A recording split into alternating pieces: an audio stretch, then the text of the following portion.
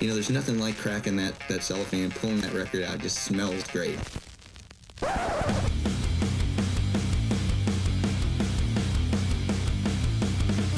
Welcome to BODS Mayhem Hour. Non-stop hardcore energy. I love the show, guys. You're awesome. Unlike any other. With your host, John the Bod, a.k.a. the Bod Father. Man, this stuff rocks. Hey, this is Michael Rubin from King Falcon, and you're listening to BODS Mayhem Hour. The views and opinions of the guests do not necessarily reflect the views and opinions of BODS Mayhem Hour, its staff, affiliates, or sponsors. Parental discretion is advised. Welcome to BODS Mayhem Hour. Hey everybody, welcome to BODS Mayhem Hour. I'm your host, John the Bod, aka the Bod Father, and as always, I'm bringing you guys and gals awesome interviews. Today, it's a huge honor and privilege to welcome Michael Rubin of King Falcon, and King Falcon has released their new single entitled "Ready, Set, Go" off their upcoming debut album, slated for release later this year.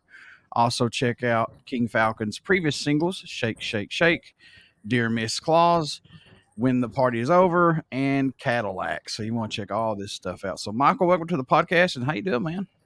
Good, man. I'm here backstage at a Gov Ball. I work at School of Rock, and a whole bunch of my students played here today, so they just killed it on stage. Just finished eating a bacon, egg, and cheese, and now I'm going to go enjoy the show. Let's talk about that just for a little bit. For you being a teacher and seeing those students who are well endowed, wanting to get into music and eating it up, man, and performing, how does that feel to you as a teacher to see what they're bringing out? It's great, man. It's awesome. And particularly this group that's here today, I've had a lot of these kids since they were like 8, 9 years old. And the ones that are here now are they're like 15, 16. So I've had them for a long time. And I remember when they first started, none of them could play anything. They didn't really have an understanding of music. They had never heard all the songs that we know and love. But now here they are, 6, 7 years later, they're killing it, and they literally just played on the big stage at Gov Ball. So I feel like a little bit like a proud dad watching them. So it's pretty cool. That's awesome, man. Big shout out to those kids, because music or anything that these kids do these days, keep them in it, keep them involved, because things are not easy out there now. It's true. It's one of the hardest businesses. I always say it's a little bit like being a carny. You guys just carry gear and you see how many people you can fit in the van. And you go, you do the show, and then you wrap up and you go on to the next one. And the cool thing is that these kids are in the house band, which is like our premier group at the school. And they do gigs all the time. I mean, they play a gig, like 2-3 gigs a month, which is a lot for them. So that's cool. That's cool. Tell them from the Bod Father, congratulations, and that's awesome. I will. How's it been working with Mascot Records and then the label group, man? Because this is huge for you guys. Yeah, it's been cool, man. You know what? When we first got the contract, which was a pretty interesting story. So we actually got signed in the middle of COVID, and nobody from the label even met us in person, let alone see us live. We sent them the music video for When the Party's Over. And we had a contract the next day, and then we recorded a whole album. And then after we recorded the whole album, then they saw us play live for the first time. So it's totally backwards. I can't think of anybody else that has done that. And luckily it worked out. Luckily they really dug us when they saw us live. But hey, they took a little bit of a risk there. But the thing I like about Mascot is that they are a very guitar-based label. And I'm a guitar player first before everything else, So I didn't want to end up with a label that was going to chop out all the guitar solos and all the guitar thing. It's like my thing. It's my sound, So Mascot's been really great in that regard. But, it's still a lot of work from us. We're booking our own tour. We're basically self-managed at the moment, so it's still kind of a DIY thing, but it's cool to have the label backing because they've given us access to like Marshall Altman, like we were talking about before. He's the guy who produced our record. Killer producer. I mean, the guy is just he is so quick and he's so smart with all of his production. But he's a pretty big dude, and I'm not sure we would have been able to actually get to him without the label. So they've been helpful in a lot of ways like that. Has Mascot allowed you guys to still be King Falcon and be yourselves and not change nothing? Yeah, I think that's one thing that's been really cool is that I really don't feel that we have compromised at all because of the label. Our process with this record is we wrote like 45 songs, and then we kind of narrowed it down to the best 11 of those songs. And I think that's just the right way to do it, you know. And obviously the label was involved in picking those songs, but I don't think there are any songs that we disagreed with. I think even the band knows that those 11 are the best ones. So it's been good, and I don't feel like we have compromised at all on the sound, which is awesome. How excited are you guys to have yet another single entitled Ready, Set, Go released off this upcoming debut album? And how good does it feel to have another one out there right now? It feels great, man. It's cool because anybody who's made music knows that it's a little bit like cooking. You spend all day cooking, and you're smelling the food, you know, and then you sit down and eat, and the meal's over in like 10 minutes, you know. So It's kind of like that. Like we have been working on this record, and we've been working on these songs and the videos, and for so much time now that it's really cool that it comes out now, and it's cool that everybody gets to eat the food. But it's very quickly right on to the next thing. So we're still making stuff, you know, that we're making stuff on top of the stuff that's not even released yet, just to make sure we always got something new coming out. Plus, we're just creative dudes, man. So we gotta constantly make stuff, or you know, or we got nothing else to do. Yeah, and here's another thing too, and I don't think a lot of people realize when I say this, it's God's honest truth, that for a young band like you guys, and you're very fortunate, and I'm not knocking or anything like that. I'm just saying, most of the time when a band puts out videos or singles, it's just one. You don't get two or three. It's just that one. But you guys are knocking them out, man. What's this, the third release off the upcoming? I will say, yeah, we are. But I will say a lot of these videos have been self-funded. Like I'll tell you, Cadillac, we funded that one ourselves. And that one was really just because I had such a specific vision for that song that I kind of didn't want to compromise. I didn't want to get a budget from the label and have them be like, all right, you got to work with it with like $500 or whatever it was. So, you know, so we went all out. I mean, we got the car, we got the house, we had a big film crew. Luckily the car belonged to a friend of mine, so that was a pretty easy rental, but everything else was, you know, we had to get for the shoot. And all the biggest cost out of everything was the animation, because there was 800 hours into animating that. 800 hours for like a 2.5 minute video, and not all of it is animated. There's some live shots too, so it's just a monumental amount of work, but it came out great, and it's exactly what I had in mind. So I'm glad that we did it that way. Yourself, James, and Tom are from New York, born and raised, and you guys wanted to write a song that captured the speed and the electric energy that you felt while walking around New York City. So let's talk about that. How did that come about, and what specifically was you looking for, though? The funny thing is, that song's totally about New York. We're all New York guys, but we wrote it in Nashville. But you know what? Sometimes you got to leave home to write a song about home, you know? Yeah.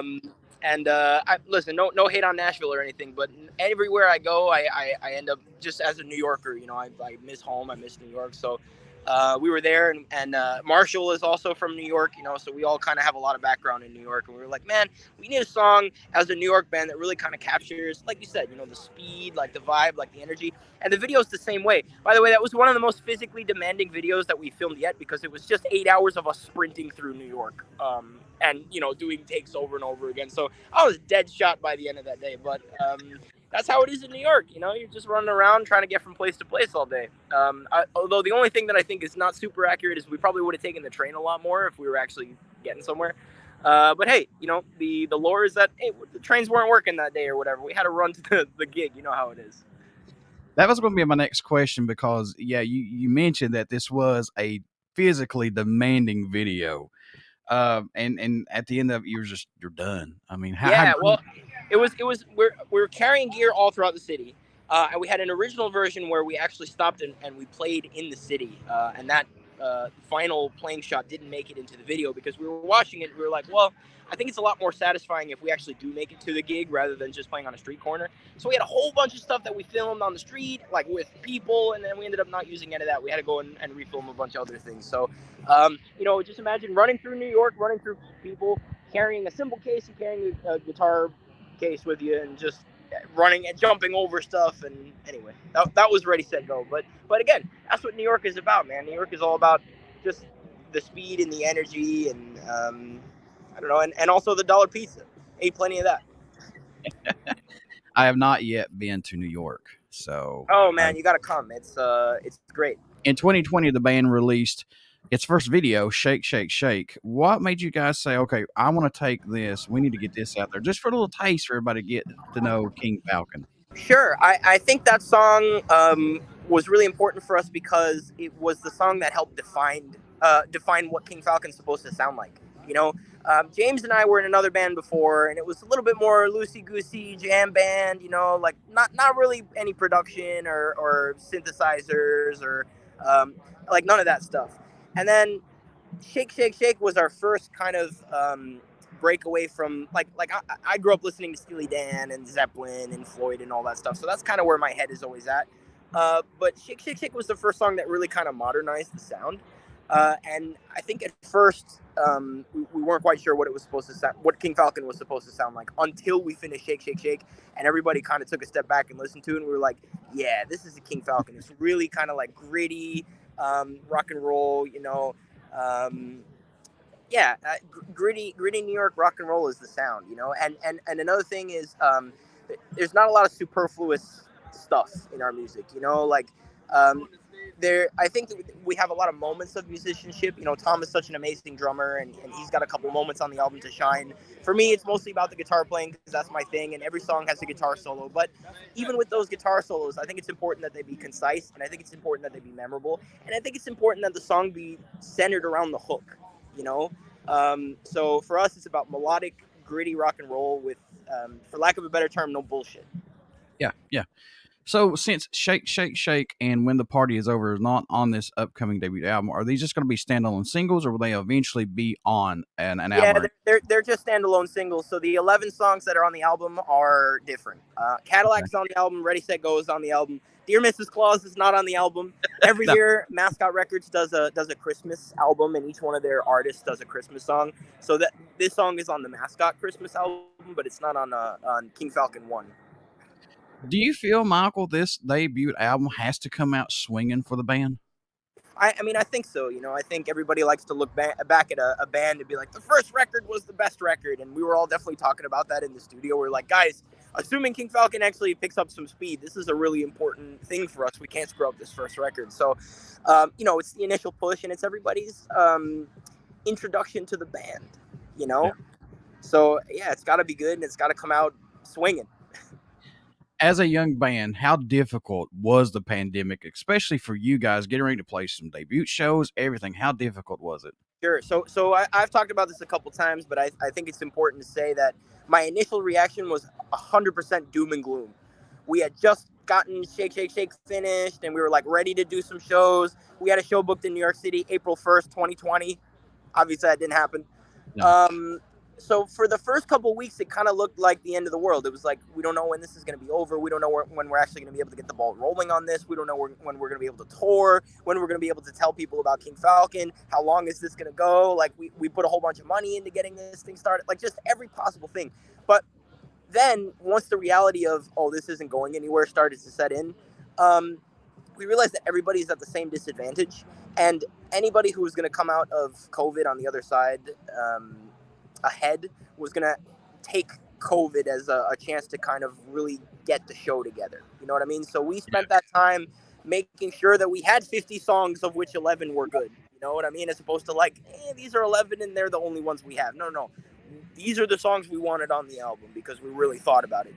We had a lot of time to get the identity of the band down, kind of like how we look, what the live show is like. So I think when we did finally play that first show post-COVID, we were a lot more prepared for it, and it was a way better first show than it would have been pre-COVID. So I think it was just about it gave us a little extra time to put out a more finished product, I think.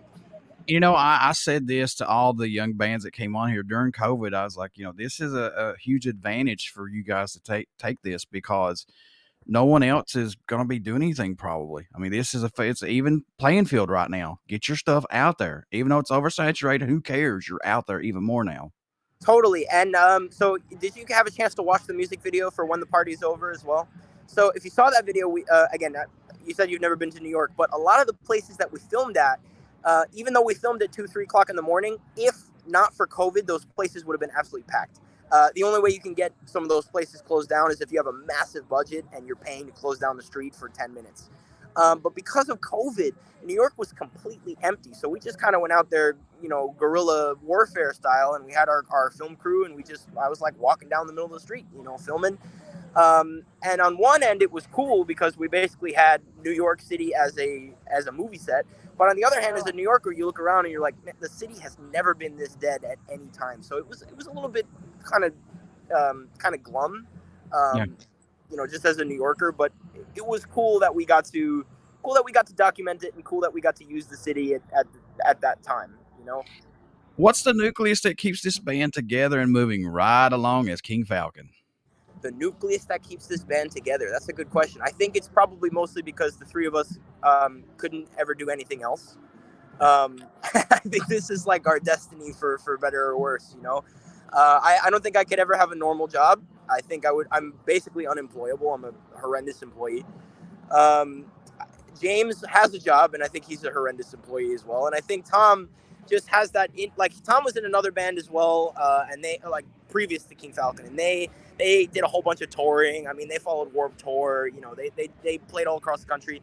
And then that band kind of broke up, and Tom found himself as a free agent thinking, you know, how am I going to get back into that? So for all of us, it's just like, if not for this, there's nothing else. I mean, that is it, you know? So yeah, love the sport, I guess.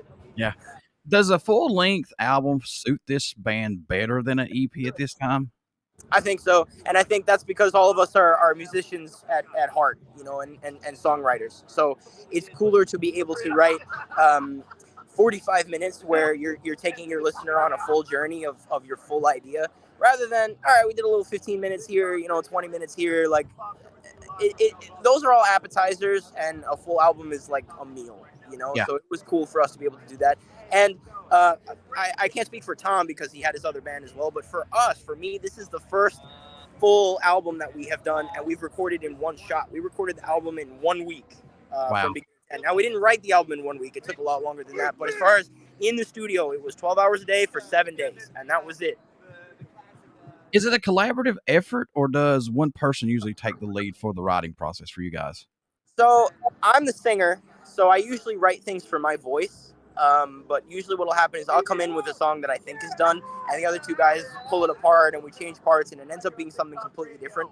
So I think as far as the initial spark, that's probably me, just because, again, it's my voice, and like I gotta feel comfortable singing about whatever I'm singing about. But the other two guys are such a huge influence in the band that for me to take all the credit would not be fair. So it's definitely all three of us. I think, again, I'm probably driving the train. I think James is really concerned with how it sounds, you know, like he's an engineer, not so much of a songwriter. So, you know, the tones of things, you know, the layering of things. And I think Tom is a great addition to the band because he's perfectly in the middle of us too. He's a songwriter, but he's also no stranger to working with, you know, Pro Tools and chopping stuff up and adding samples and things. So I think each of the three of us bring something different to the table that if you were missing one of us, it wouldn't quite sound like King Falcon the same way. Was there a track for this album that totally ended up sounding different than what it was intended to when it was first brought to the table, or no? That's a good question. I think Touch, which is not out yet, but it's a song that when we originally wrote it, it was weird. It kind of had a couple of different lives. We originally wrote it with a producer at first, a different guy. And it was fully digital because we wrote it via like a Zoom session because it was in the middle of COVID. So I recorded my vocals and a little bit of guitar, but all of the backing stuff was like totally digital. And that's not really our sound. We're a band, you know? So we, after writing that song, kind of had to reimagine that song as a live band, you know? So there's elements of production, and it's definitely our most modern sounding song, I think. But for us, it was really about bringing in that element of classic rock, you know, of you know, hard-hitting guitars and hard-hitting drums as opposed to it just being 808s and synths and all that stuff. So that one definitely changed. And I'll tell you, one that did not change was Cadillac. So much so that, check this out, we recorded the music video for Cadillac before recording the final version of the song. We recorded the music video to the demo. Wow. It was exactly the same. Obviously, it was a little bit higher quality recording, and we all tried a little bit harder. But as far as the arrangement, the tempo, everything was identical. See, that's your lightning in a bottle right there. That's it. Yeah.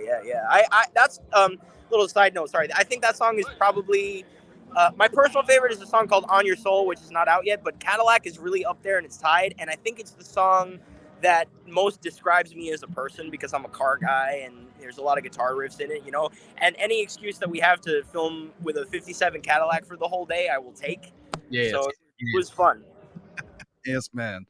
All right, I gotta know this too. There's 50 some songs that was written for this album. So, and I know you had to dwindle them down to 11, but are the rest of those songs gonna see the light of day possibly? Maybe. We might go back and kind of redo stuff. I tend to like to just do something and move on. I don't like to harp on old things too much, but you never know. Sometimes you have a voice memo saved in your phone that you forgot about. And right when you get a new phone, you're like, let me go back and listen to them. Just like you go back through your old pictures, see if there's anything you want to save. And man, I'll tell you more often than not, I've heard something where I've been like, how did I forget about this? That was pretty cool. So I'm not sure. I think it's been a while since I've gone back and listened to the other 40 some odd songs. So I think it's probably going to be time to do that soon, as soon as we get back in the studio for record number 2. Is the track listing placement important for this album or your albums that you guys put out? I think so, and I think it's because we kind of wanted to feel like a show. So we have the songs kind of paced. Like, one thing that always bothers me is when I go see a band or I listen to a record and it's like 11 of the same song but slightly different. There's a joke I heard about this. Somebody went to Angus Young from AC/DC and said, how do you guys feel knowing that you've written 10 albums of the same music? And he responded, he goes, I take great offense because we actually wrote 11 albums, not 10. And that was all he said. So, obviously it's cool. I like AC/DC, but it always kind of bugs me when I go see a show and there's no dynamics. So for us, it was important that the songs be very dynamic. Some songs are a little harder hitting. Some songs are a little bit more reserved. And I think we argued at great length over the order of the songs so we can get that kind of juxtaposition, loud and soft and things like that. So listen, a band's first record is usually mostly about writing singles. So if you just want to go through and listen to them in any order, that's totally cool. But, there's a recommended order. Like when you go to a restaurant, there's a recommended wine pairing for the cheese or whatever. Yeah. Kind of the same thing. So. And you want your albums to be, like you said, out of the box. You don't want to be mundane, like the same old song over and over. You want to be on a roller coaster, man. You want right. that buffet of sound on each song. Totally. We wanted to get as close to a no-skip album as possible. Yeah. Which is easier said than done, but hey, you listen to it and you tell me, man. So this album was produced by Marshall Altman, and let's talk about him for just a little bit. Working with him, did he get something out of you guys that you think somebody else might not have gotten, possibly? Totally, yeah. The thing about Marshall, there's a couple things about Marshall. Number one is the speed at which that guy's brain works is unmatched. There have been a couple times where we've maybe changed a lyric or something and we're writing with him, and the speed at which he comes up with stuff is unbelievable, and it's all good. It's not like he's throwing out, crap that kind of rhymes. Everything he says is like, whoa, where did that line come from, dude? That's killer. So he's a really good writer. And the other things, he definitely pushed me a lot with the guitar stuff. Like we have one song called Soul Sucker. And there's like a guitar solo at the end there, and we had a different thing originally. He was like, "Nah, man, that ending is all about the guitar," and I would just do a take, and he was like, "Give me more," So that one, like that solo, was like really, really in your face at the end there, and I don't think it would have had that same impact had Marshall not been in there, being like, "Come on, man, Kenny Wayne would have nailed that solo, man. You gotta play it harder than that, So you gotta have somebody like that, and also he doesn't mince words. If something's not cool, he's going to tell you, hey, man, this is bunk. You got to get rid of this. But if something's cool, he'll tell you to commit to it. And that's one of the most useful things as a producer, or one of the most useful things that a producer can offer a band is that when I write stuff, more often than not, I love it because I wrote it, or I've heard it so much because I've been writing it and working with it that I've kind of just naturalized it.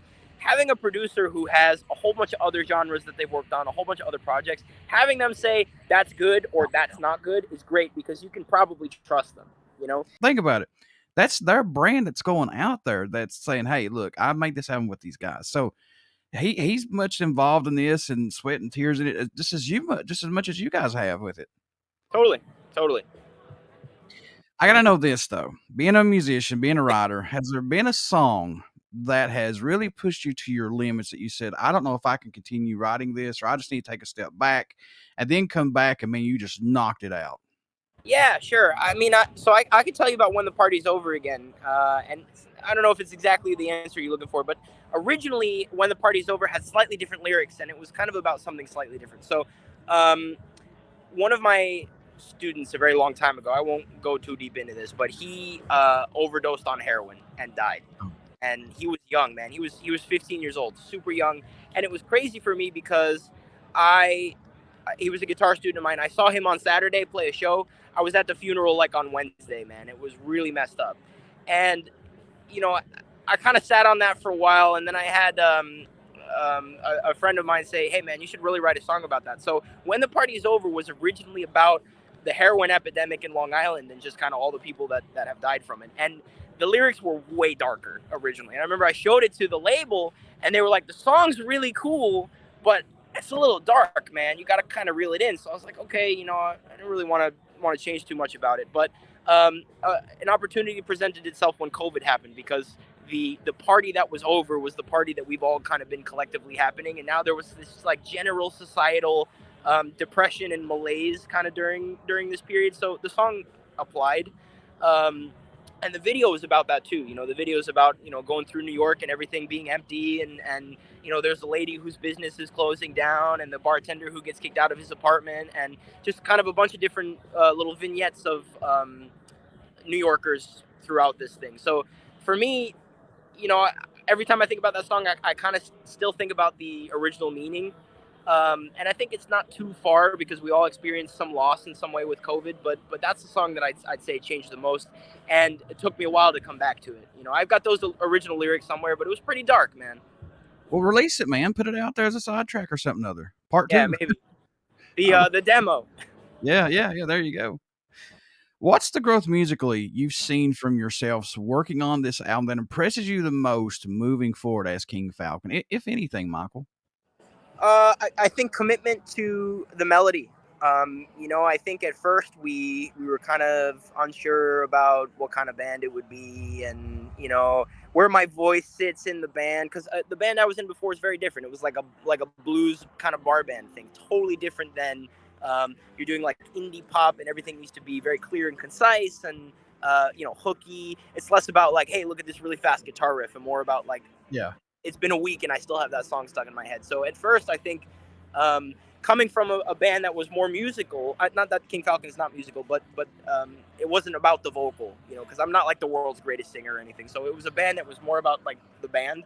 There was a little bit of me being timid at first with my voice, and I think over time and after all these songs, I kind of came into my own as far as writing melody, and as far as like really committing to the voice being a central feature as well as the guitar. You know, I used to always say I was a guitar player first and a singer fifth, and I think that's not true anymore. I think they're kind of both together. Funny side note as to how I started singing real quick. I was originally only a guitar player, and I've been in a whole bunch of bands, and I used to always be the songwriter and the guitar player. But what happens is when you write songs for not your voice, people inevitably quit the band. So this happened to me 4 or 5 times, and I realized the only person who was never going to quit was me. So I had to sing. So that's kind of how I ended up singing, and over the years, it has become a thing that I have really identified as a singer rather than just being a guy who sings. We're going to throw King Falcon out the window on this next question. This is solely about you, Sure. my friend. Solely about you. If King Falcon could write an album equivalent to your favorite band's album, which album would that be? It depends on the day, but it would be somewhere between The Royal Scam by Steely Dan and Currents by Tame Impala. Okay. If you could just make a sandwich of those two albums, that's like what I would want it to sound like. But if we're going with an entirely different genre, I'd love to be in like a ska band, you know, man, like freaking Sublime, dude. Like I would love to be in Sublime, just like have tons of fun on stage with my fucking dog, you know. Hepcat. But that's kind of it, I think. Yeah, dude. Hepcat's another ska band I love. Good God. Man, Sublime. I think that when Rome came into Sublime, and I've said this many times, that you shut your eyes, you still hear Bradley. I still hear Bradley. Well, totally. So we played a gig in Vegas a couple of weeks ago, and we played with Jacob Knowles, who is Bradley Knowles' son. Right. First of all, nicest freaking guy ever. I mean, just like the coolest. Second of all, he sounds a lot like his dad. You know, if anything, I think he has an even better voice because he has more range. He's got more on the top. So, you know, and he plays with them too. So just a big fan of Sublime and all of the peripheral Sublime groups. How crazy is this? You got to play a show with him or see him play a show, and I had him on the show on my podcast a couple years ago, and I'm going, man, No way. yeah, and I was like, God, I seen him in Sublime's Santeria video with him as a baby, and I'm going, this is all coming back. How crazy is this, Yeah, man, it's crazy. That's him. dude? And you're right, he can freaking sing, and that band is Dude, amazing. he's a too. way better singer than I am. Are you kidding me? We saw him. I was like, holy crap. And we were playing in Vegas, and coming from New York where the elevation is lower and it's very humid, you go to Vegas, man, it's high and dry. It sucks. Now, he's from California, so it's a little bit closer, but still, I was having a hard time in Vegas, and he was like just like a freaking gazelle, man. He just had Wow. like all the way up. What's been your most memorable show that King Falcon has been a part of that you still can't believe to this day that it was a part of, possibly, if that's happened already? Sure, honestly, that Vegas show was great, man. It was cool, and the coolest part about it was that we drove there. So we literally drove our van from New York to Vegas. We played a half-hour kicking set, did a whole bunch of radio stuff after because everybody was digging it. We drove back, and we played another gig in New York on Tuesday. So it was kind of a whole ride going out there, but that was such a cool gig. And it was actually our first out-of-state gig for New York, for King Falcon out of New York. But we do have a tour planned for August. We'll be playing, like I said, Magbar. We'll be playing Cleveland, Philadelphia, and like 2 other places. I'm sorry, I always forget. But yeah, so it was kind of like the beginning of being on the road for us. So it was pretty cool. Do you think that show or that gig opened the door up more for you guys? Definitely, I do think so. I think people see that something's going on now. If you could be a member in an iconic band and play one of their legendary shows, doesn't matter what era, which band would it be and what show would it be, possibly? It's gonna be a weird one. It would be Pink Floyd at Pompeii. Oh, A show for no crowd. that's the first time Every time I watch that video, it's just like I can't fathom the idea of like setting up a whole band in the middle of Pompeii and then just like doing a set. I know it was just for a video, but like just like the coolest thing. Like nobody would do that now, It would either be that or it would be Queen at Live Aid, because obviously Queen at Live Aid. But if we're talking about an actual show, Queen at Live Aid. But just personally, Pink Floyd at Pompeii, man, that would be awesome. That's the first time Pink Floyd has been mentioned in that question. But again, there is Queen's Live Aid. That man, out of all the people that's been on here, a lot have said Queen's Live Aid, and that shows you how impactful and powerful that show has been for people. Well, I'm sure the movie also helped, True. All right, folks, you want to get out and pick up these singles from King Falcon right now. Ready, Set, Go is out there right now. Cadillac, When the Party Is Over is out there. I know these, these are just all singles from this band. Shake, Shake, Shake. And then I know I'm missing one here. No, I'm not. Anyway, get out and check this band out and pick up their new album when it comes out, debut album actually, and give this band a fair shot. So, Michael, how can folks stay in touch with King Falcon? Buy these singles, everything under the name of King Falcon. How can you do that, sir? Sure. So we got all the social medias, but the one that we're probably most active on is Instagram, King Falcon Band. If you shoot us a DM, either me or Tom will answer you, not James, because we don't let him answer. But we've also got a website, kingfalconband.com. We got Spotify, we got Apple Music, we got YouTube. I think we have a Twitter. I would probably go to our Instagram first, but if Twitter's all you got, we're there. Yeah. I don't think we have a MySpace, but I'm sure we will at some point. I'm going to have all of the links in the description down here for when this interview drops, and so that way people can say, I don't know where it's at. Yeah, you do. Click on the show more, and it's there. But anyway, before I let you go, Michael, would you care to do a promo for my show? Sure, yeah. What do you need? Hey, this is Michael Rubin from King Falcon, and you're listening to BODS Mayhem Hour. Everybody stick around. We got some great stuff coming up. You only hear these interviews right here on BODS Mayhem Hour. And please get out and check out our Facebook page. It has our podcast link and our YouTube link that, if you like what I'm doing, please go subscribe to the YouTube link, because I love doing this. I love bringing these bands to you guys and gals out there. And please, for me and for Michael, check out King Falcon. Grab their singles, this new album getting ready to drop, their debut album. Please give this band a fair shot, and you may find another diamond in the rough for you guys and gals out there. So anyway, Michael, I wish you guys nothing but the best of luck, and thank you for this interview. Hey, man, thanks for having me. It's been great.